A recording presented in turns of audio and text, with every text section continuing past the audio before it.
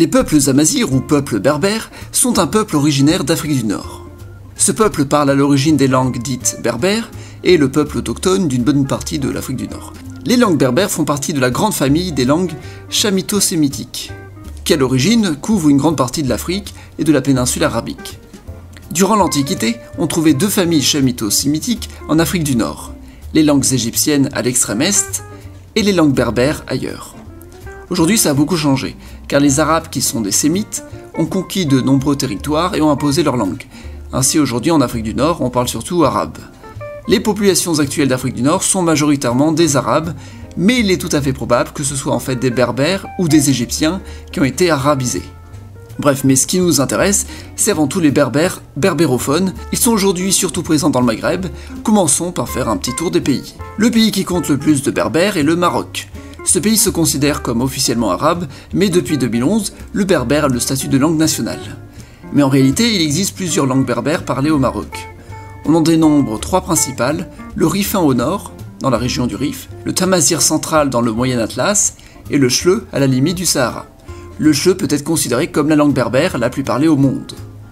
Au Maroc, la langue officielle est le berbère standard marocain qui a été institué à partir des différents dialectes.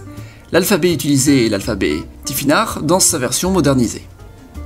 Il n'y a pas de statistiques officielles sur le nombre de berbères au Maroc, on peut estimer une fourchette entre 10 et 15 millions de personnes, c'est donc largement la plus grande population berbère au monde. Dans ce pays, on trouve une chaîne de télévision publique pour promouvoir la langue berbère, Tamazir TV. Le deuxième pays pour le nombre de berbères est l'Algérie. En Algérie, pays qui se considère comme arabe, la langue berbère est reconnue depuis 2002, et depuis 2016, c'est une langue nationale officielle. La langue berbère la plus parlée en Algérie est le kabyle. Elle n'est pas la langue la plus parlée au monde, puisque la plus parlée c'est le chleu, mais elle est célèbre pour sa communauté qui a activement participé à la reconnaissance des berbères. La région des Kabyles, appelée Kabylie, se situe au nord de l'Algérie. On peut citer d'autres langues berbères importantes, le chaoui, originaire des montagnes des Aurès. On peut considérer la ville de Batna comme la principale agglomération chaoui. Dans le nord du Sahara algérien vivent les Mozabites, un autre peuple berbère. L'Algérie a pendant longtemps prôné l'arabisation et a donc incité depuis son indépendance à la disparition du kabyle, mais l'Algérie a changé. Depuis récemment, une académie de langue berbère est prévue d'être créée par le gouvernement en 2018.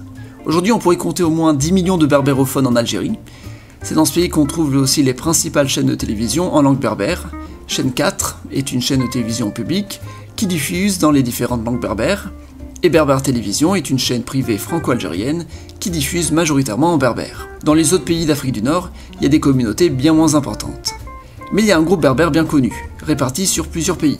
Ce groupe, c'est les Kel Tamashek, plus connus sous le nom de Touaregs.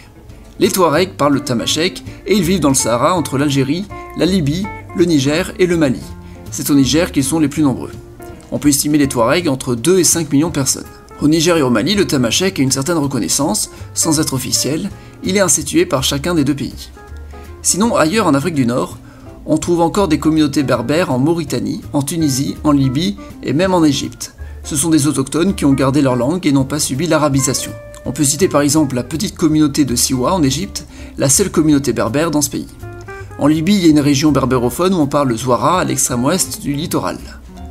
Comme dit précédemment, il est très probable que les populations arabes d'Afrique du Nord soient en fait des descendants de berbères qui ont été arabisés. Petit cas insolite, aux îles Canaries, il est très probable que les habitants soient des descendants de berbères qui eux ont été hispanisés. Parmi les anciens pays berbères, on peut citer la Numidie, très certainement le plus célèbre des royaumes berbères, surtout parce qu'il était entièrement berbère, sans influence extérieure. On peut citer aussi l'Empire carthaginois, pays d'origine phénicienne, mais dont une grande part de la population était berbère. On peut citer le Maroc qui, pendant certaines dynasties, a été dominé par les berbères. Par exemple la dynastie des Almoravides et des Almohades, qui sont des dynasties berbères. Les grands empires soudanais en Afrique de l'Ouest ont aussi été fortement liés aux berbères, parfois même contrôlés par ces derniers durant certaines périodes. C'est le cas de l'Empire Ghana. Avec les migrations, il existe aussi des diasporas berbères ailleurs dans le monde. La France représente à elle seule la majorité de la diaspora berbère en dehors de l'Afrique du Nord. Mais bon voilà, c'est tout ce que j'ai à dire sur les peuples berbères qui représentent une communauté d'environ 30 millions de personnes.